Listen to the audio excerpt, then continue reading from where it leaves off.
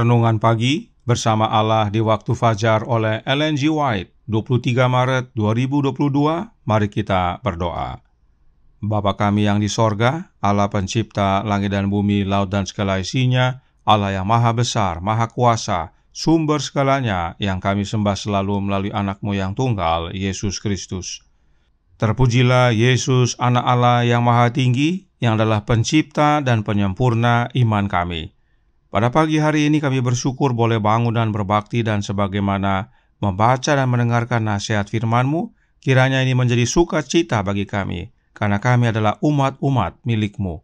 Beserta kami sepanjang perbaktian ini, kehendak-Mu yang jadi. Ampun kami akan dosa dan salah, karena kami berdoa hanya dalam nama anak Allah yang tunggal, Yesus Kristus, yang adalah Tuhan dan Juru Selamat kami. Amin.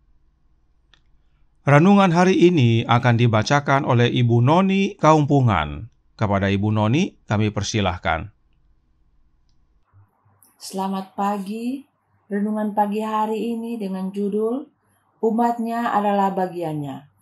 Ayat inti kita terdapat dalam Ulangan 32 ayat 9 dan 10. Tetapi bagian Tuhan ialah umatnya. Yakub ialah milik yang ditetapkan baginya.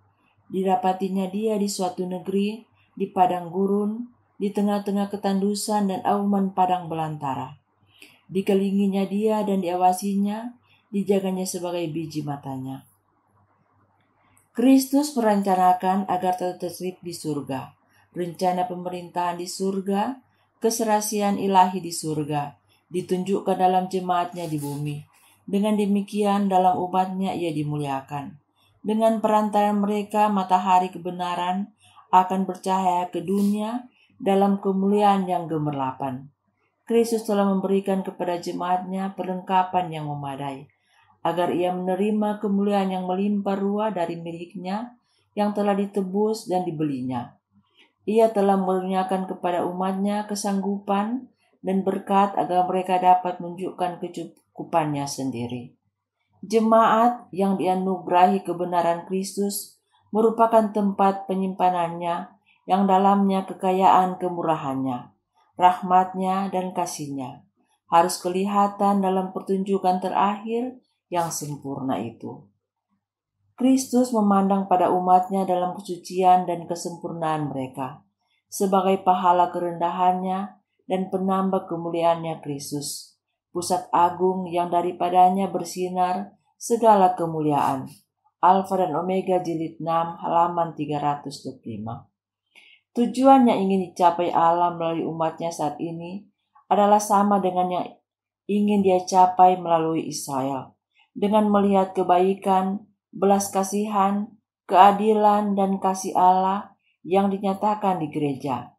Dunia memiliki pernyataan karakternya, dan ketika hukum Allah dicontohkan dalam kehidupan, bahkan dunia akan mengakui keunggulan orang-orang yang mencintainya, taat kepadanya, serta melayani Allah lebih dari setiap orang di bumi.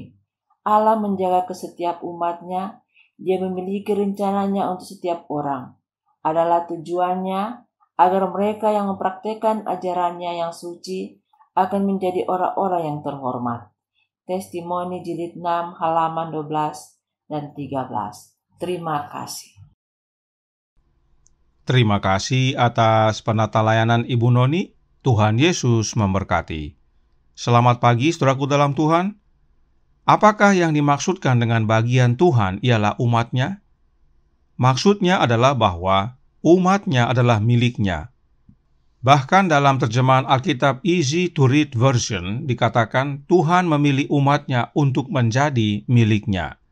Dan umat yang adalah milik Tuhan dijaganya layaknya biji matanya sendiri. Sekarang apa maknanya untuk menjadi milik Tuhan? Testimonies for the Church, volume 6, halaman 9, paragraf 1 menjelaskan. Adalah tujuan Allah untuk menyatakan melalui umatnya prinsip-prinsip kerajaannya, agar dalam kehidupan dan karakter mereka dapat mengungkapkan prinsip-prinsip ini. Dia ingin memisahkan mereka dari adat istiadat, kebiasaan, dan praktek dunia. Dia berusaha untuk mendekatkan mereka kepadanya, agar Dia memberitahukan kepada mereka kehendak-Nya. Inilah maknanya menjadi milik Allah, yaitu untuk menyatakan prinsip-prinsip kerajaan sorga serta menjadi lebih dekat kepada Bapa kita di sorga dan menerima pernyataan kehendak-Nya. Sederhananya, kita menjadi milik kepunyaan Allah adalah untuk menyatakan siapa Allah kepada dunia. Itulah yang Tuhan lakukan dengan membebaskan orang Israel dari perhambaan Mesir. Testimonies for the Church volume 6 halaman 9 paragraf 2 berbunyi, ini adalah tujuannya dalam pembebasan Israel dari Mesir. Pada semak yang terbakar, Musa menerima dari Allah pesan untuk Raja Mesir, biarkanlah umatku pergi supaya mereka beribadah kepadaku. Keluaran 7 ayat 16.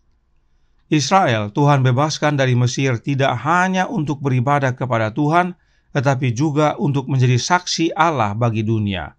Sebab dengan beribadah kepada Tuhan, Israel menyatakan kepada dunia siapa Allah yang benar yang patut disembah. Dan hal yang sama menjadi bagian kita di zaman ini. Masih dalam bab yang sama, Roh Nubuat melanjutkan, Testimonies for the Church volume 6 halaman 10 paragraf 1. Dikatakan di sana, untuk pekerjaan yang sama, Dia telah panggil umat-Nya di generasi ini. Kepada mereka Dia telah menyatakan kehendak-Nya, dan dari mereka Dia menuntut penurutan. Pada hari-hari terakhir sejarah bumi ini, suara yang berbicara dari Sinai masih berkata kepada manusia, jangan ada padamu Allah lain di hadapanku. Keluaran 20 ayat 3. Saudaraku dalam Tuhan, ingat pekabaran renungan tanggal 17 Maret 2022 yang baru lalu bahwa hanya ada satu Jehovah, hanya ada satu Elohim, dan tidak ada yang lain, dan Dia adalah Allah Bapa. Allah Bapa yang sama yang harus kita sembah dan bahkan kabarkan kepada dunia. Sebab Allah Bapa berkata, jangan ada padamu Allah lain atau Elohim lain di hadapanku. Nah, tentang Allah Bapa ini, apakah yang harus kita kabarkan kepada dunia?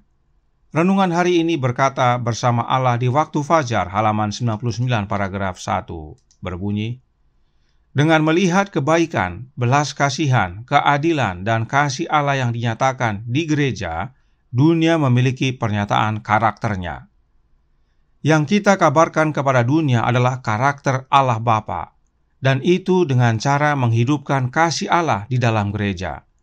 Itulah sebabnya renungan hari ini berkata, dan ketika hukum Allah dicontohkan dalam kehidupan, bahkan dunia akan mengakui keunggulan orang-orang yang mencintainya, taat kepadanya, serta melayani Allah lebih dari setiap orang di bumi. Inilah makna untuk menjadi bagian Tuhan, yang adalah Allah Bapa. Inilah makna menjadi milik Allah Bapa. Dan bila mana kita menjadi milik Allah Bapa, maka kita dijaganya sebagai biji matanya. Counsels for the Church halaman 78 paragraf 4 menjelaskan, Tuhan mengawasi setiap orang dari umat-Nya. Dia memiliki rencananya bagi masing-masing. Adalah tujuannya agar mereka yang menjalankan perintah-perintah suci-Nya akan menjadi umat yang terhormat. Umat Allah hari ini dan juga Israel kuno adalah milik dari kata-kata yang ditulis oleh Musa melalui inspirasi Roh. Sebab engkaulah umat yang kudus bagi Tuhan Allahmu, engkaulah yang dipilih oleh Tuhan Allahmu dari segala bangsa di atas muka bumi untuk menjadi umat kesayangannya. Ulangan 7 ayat 6.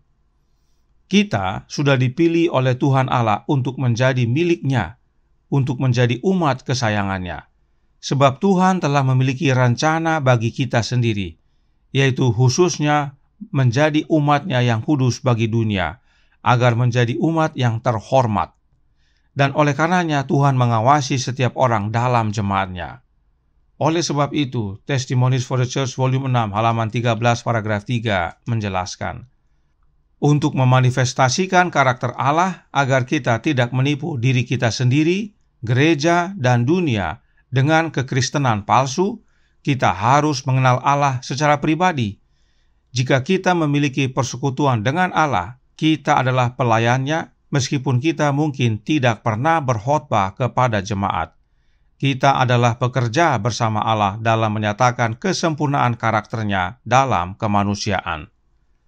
Sebagai umat milik Allah Bapa, kita perlu mengenal Allah secara pribadi, sebab yang kita kabarkan adalah karakternya. Kita hadirkan kesempurnaan karakter Allah Bapa dalam hidup kita. Bagaimana caranya? God's Amazing Grace halaman 239 paragraf 3 menyatakan, Roh Kristus di dalam hati akan dinyatakan dalam karakter, akan mengembangkan kualitas dan kuasa yang mulia. Inilah caranya untuk menyatakan karakter Allah Bapa kepada dunia, yaitu dengan menyatakan karakter anak Allah dalam hidup kita, sebab Bapa dan anaknya satu dalam karakter. Dan untuk memiliki karakter Kristus, kita harus menerima Roh Kristus dalam hati kita. Inilah makna utama menjadi umat bagian Allah, atau menjadi umat milik Allah, yaitu menyembah satu-satunya Allah yang benar, yaitu Allah Bapa, dan menyatakannya kepada dunia, yaitu dengan menghidupkan karakternya oleh menerima Roh Kristus dalam hati kita. Kiranya ini menjadi pembaharuan bagi kita, menjadi umat kepunyaan Allah. Yang utama adalah dengan memiliki Roh Kristus dan menyatakan karakternya, sebab inilah jaminan keselamatan bagi kita. Karenanya, The Review and Herald, Mei 26 tahun 1904, artikel A, paragraf 6, berkata, kita tidak bisa hidup tanpa kehadiran Kristus, karena kesempurnaan karakter hanya datang melalui karunia kebenarannya. Kenapa kita perlu kesempurnaan karakter? Sebab The Review and Herald, Juni 11 tahun 1889, paragraf 8, menyatakan, kita harus mencapai kesempurnaan karakter, atau kita tidak akan mewarisi kerajaan sorga. Demikianlah saudaraku dalam Tuhan, pentingnya bagi kita untuk menjadi umat Allah yang adalah bagiannya atau yang menjadi miliknya, agar kita bukan hanya menyatakan siapa satu-satunya Allah yang benar, yaitu Allah Bapa, namun juga menyatakan karakternya kepada dunia. Dan satu-satunya cara untuk memiliki karakter Allah Bapa adalah dengan memiliki karakter anaknya, yaitu oleh kehadiran Roh Anak Allah, yaitu Roh Kristus dalam hati kita. Dan bila mana kita sudah mencapai kesempurnaan karakter, itulah jaminan hidup kekal bagi kita. Tuhan memberkati, saya bawa dalam nama Yesus. Amin. Mari kita berdoa. Bapa kami yang di sorga, Allah pencipta langit dan bumi, laut dan segala isinya, Allah yang maha besar, maha kuasa, sumber segalanya, yang kami sembah selalu melalui anak-Mu yang tunggal, Yesus Kristus. Terima kasih atas pekabaran yang menguatkan pada pagi hari ini, bahwa kami adalah umat bagian Allah, umat milik Allah. Karenanya penting bagi kami untuk menyatakan siapa Allah yang benar kepada dunia. Dan Dia adalah Allah Bapa, dan caranya dengan menghidupkan karakternya, oleh menerima Roh Anaknya dalam hati ini. Oleh karena itu, tolong kami ya Bapa, curahkan Roh Anak-Mu dalam hidup ini. Ubahkan kami ya Yesus menjadi sempurna seperti Engkau dalam karakter, karena itulah satu-satunya cara untuk kami dapat mewarisi kerajaan sorga. Beserta kami sepanjang hari ini, kehendak-Mu yang jadi, ampun kami akan dosa dan salah, karena kami berdoa hanya dalam nama Anak Allah yang tunggal, Yesus Kristus, yang adalah Tuhan dan Juru Selamat kami. Amin.